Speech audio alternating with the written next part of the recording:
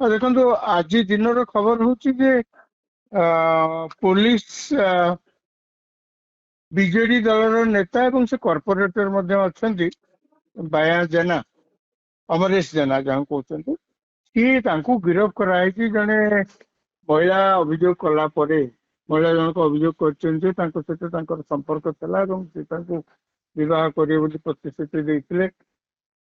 ଏକଥା ମଧ୍ୟ ଅଭିଯୋଗ ହେଇଛି ଯେ ସେ ଗୋଟେ ସମୟରେ ଗର୍ଭବତୀ ହେଲେ ଏବଂ ସେ ଚାହିଁଲେ ଯେ ଅମରେଶ ଜେନା ତାଙ୍କୁ ବିବାହ କରନ୍ତୁ ବୋଲିକିରି।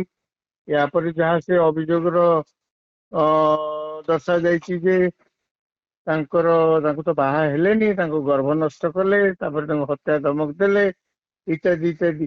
ଏ ଯୋଉ ତମାମ ଘଟଣାରେ ଆପଣ ଦେଖିବେ ଇଏ ତ ହଉଛନ୍ତି ବିଜେପି ଦଳର ନେତା ଯାହାଙ୍କୁ ଆଜି ଗିରଫ କରାହେଇଛି ଏବଂ କୋର୍ଟରେ ପ୍ରଡ୍ୟୁସ କରାଯିବ।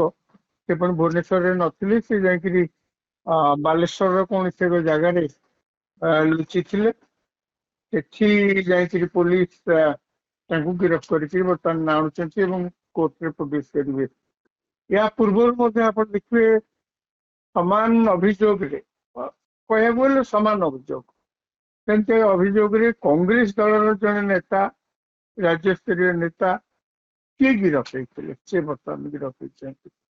ୟାକୁ ଯଦି ଆପଣ ରାଜନୈତିକ ଦୃଷ୍ଟିକୋଣରୁ ଦେଖିବେ, ଗଲା କିଛି ଦିନ ଧରି ବିଜେପି ସରକାର ବିରୁଦ୍ଧରେ କଂଗ୍ରେସ ଏବଂ ବିଜେଡି ମିଳିତ ଭାବରେ ଯେଭଳି ସବୁ ଅଭିଯୋଗ ଆଣିକିରି ଓଡିଶା ବନ୍ଦ ଠାରୁ ଆରମ୍ଭ କରିକିରି ରାସ୍ତାରୋକ, ପ୍ରୋଟେଷ୍ଟ ମାର୍ଚ୍ଚ ଇତ୍ୟାଦି କରୁଥିଲେ, ବର୍ତ୍ତମାନ ସେଥିରେ ଭଟ୍ଟା ପଡିଗଲା। ଭଟ୍ଟା ପଡିଗଲା କେମିତି ନା ତାଙ୍କ ନିଜ ଦଳର ଏତେ ବଡ ବଡ ନେତା ସେମାନେ ତ ଏଇ ପ୍ରକାର କାର୍ଯ୍ୟରେ ସମ୍ପୃକ୍ତ ହେଲେ, ସମ୍ପୃକ୍ତ ହେଇକିରି ସେମାନେ ମଧ୍ୟ ଗିରଫ ହେଇଛନ୍ତି। ସେମାନଙ୍କର ଅଭିଯୋଗ କଣ ଥିଲା ଯେ ବିଜେପି ସରକାର ହେଲା ଦିନ ଠାରୁ ରାଜ୍ୟରେ ମହିଳାମାନଙ୍କୁ ମହିଳାମାନେ ସୁରକ୍ଷିତ ମଣୁନାହାନ୍ତି, ମହିଳାମାନଙ୍କୁ ସବୁ ପ୍ରକାର ହଇରାଣ ହରକତ କରାଯାଉଛି ତାଙ୍କୁ। ତେଣୁ ସେଇ ତାରି ପ୍ରତିବାଦରେ ଏମାନେ ତ କରୁଥିଲେ, ଓଡିଶା ବନ୍ଦ ଡାକରା ଦେଇଥିଲେ, ତାରି ପ୍ରତିବାଦରେ ସେ ଏମାନେ ତ ସରକାରଙ୍କୁ ଅକଳିରେ ପକେଇବା ପାଇଁ ଏମାନେ ତ ପ୍ରତିବାଦ ସଭା କରୁଥିଲେ, ଧାରଣା ଦଉଥିଲେ, ଇତ୍ୟାଦି ଇତ୍ୟାଦି। ବର୍ତ୍ତମାନ ତାଙ୍କରି ଲୋକ ଏଇ ପ୍ରକାର କାର୍ଯ୍ୟ ଯେତେବେଳେ ଲିପ୍ତ ହେଲେ, ମାନେ ତାଙ୍କରି ଦଳର ନେତାଙ୍କ ଦ୍ଵାରା ଖୋଳା ହେଇଥିବା ଖାଲରେ ଦୁଇଟି ଯାକ ଦଳ ପଡିଛନ୍ତି। ବିଜେଡି ଦଳ ତାଙ୍କରି ନେତାଙ୍କ ଯୋଉ ଖାଲ କରିଥିଲା, ତାଙ୍କରି ଖାଲରେ ବିଜେଡି ଦଳ ମଧ୍ୟ ପଡିଲା। କଂଗ୍ରେସ ଯୋଉ ଖାଲ ନିଜ ନେତା କରିଥିଲେ, ତାଙ୍କୁ ସେଇ ଖାଲରେ ସେଇ ଦଳ ମଧ୍ୟ ପଡିଲା। ବର୍ତ୍ତମାନ ସେମାନେ ଆଉ ବିଜେପି ସରକାରକୁ ସିଧାସଳଖ ବିଜେପି ସରକାର ବିରୁଦ୍ଧରେ ମହିଳାମାନେ ନିର୍ଯାତିତ ହଉଛନ୍ତି, ଏଇ ସରକାର ଅମଳରେ ଅଧିକ ମହିଳାମାନଙ୍କୁ ଶୋଷଣ କରାଯାଉଛି, ମହିଳାମାନଙ୍କୁ ନିର୍ଯାତନା ଦିଆଯାଉଛି, ମହିଳାମାନେ ସରକାର ସମୟରେ ଓଡିଶାରେ ସୁରକ୍ଷିତ ନିଅନ୍ତି ବୋଲି ଯୋଉ ପ୍ରକାର ନାରା କରୁଥିଲେ, ବର୍ତ୍ତମାନ ସେଟା ପୁରା ବନ୍ଦ ହେଇଗଲା। ଦ୍ୱିତୀୟ କଥା କଣ ହେଲା, ଆପଣ ଲକ୍ଷ୍ୟ କରିଥିବେ ବିଜେପି, ବିଜେଡି ଏବଂ କଂଗ୍ରେସ ବିଧାନସଭା ଯେତେବେଳେ ସେସନ ଆରମ୍ଭ ହବ, ସେତେବେଳେ ସେ ଅନାସ୍ଥା ପ୍ରସ୍ତାବ ସରକାରଙ୍କ ବିରୁଦ୍ଧରେ ଆଣିବ ବୋଲିକି ଯୋଜନା କରୁଥିଲେ। ଗୋଟେ ଚର୍ଚ୍ଚା ହଉଥିଲା, ମିଡିଆରେ ମଧ୍ୟ ଚର୍ଚ୍ଚା ହଉଛି।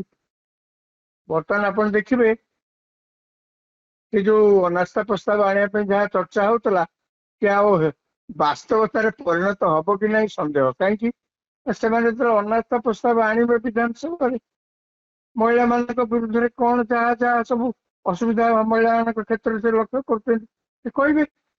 ଆଚ୍ଛା, ସିଏ କହିଲେ ଆଜ୍ଞା ହାଣକୁ ରାଡି ବେକୁକୁ ଆଣି ବୋଲି ଓଡିଆରେ ଯୋଉ କଥାଟି ଅଛି, ଏଇ ଯୋଉ ଘଟଣା ଗୁଡିକ ଆ ଭିତରେ ଘଟିଲାଣି ତାଙ୍କରି ଦଳର ନେତାଙ୍କୁ ନେଇକିରି ସିଏ ବର୍ତ୍ତମାନ ସେଇ ଦଳ ଉପରେ ମାରି ବସିବ, ସେଇ ଦଳ ପାଇଁ ସେଟା ଭାରି ପଡିବ, ସେଇ ଦଳ ବିରୁଦ୍ଧରେ ସେଟା ପବ୍ଲିକ ଓପିନିଅନ ଯିବ।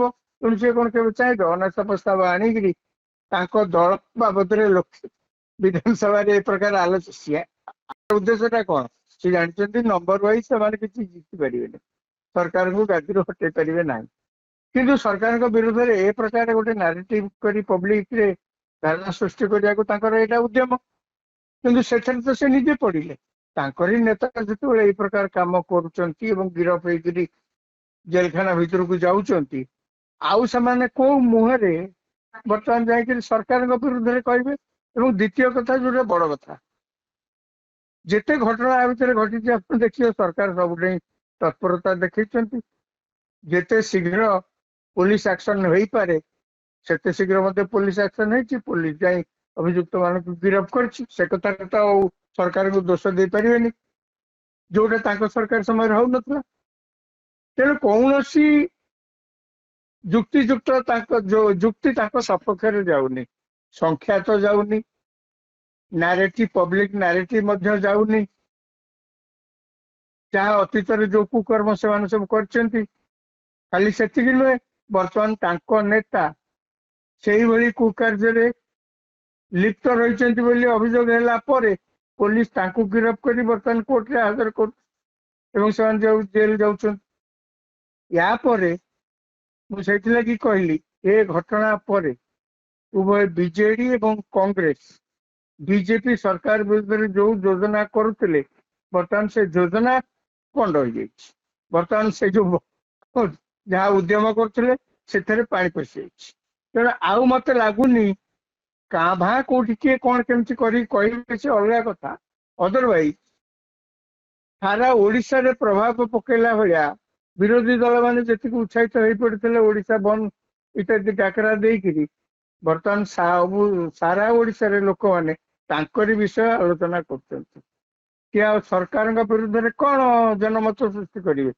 ସିଏ ବର୍ତ୍ତମାନ ଯାହା କହିବେ ତାଙ୍କରି ବିରୁଦ୍ଧରେ ଜନମତ ଆହୁରି ଦ୍ୱିଗୁଣିତ ହବ।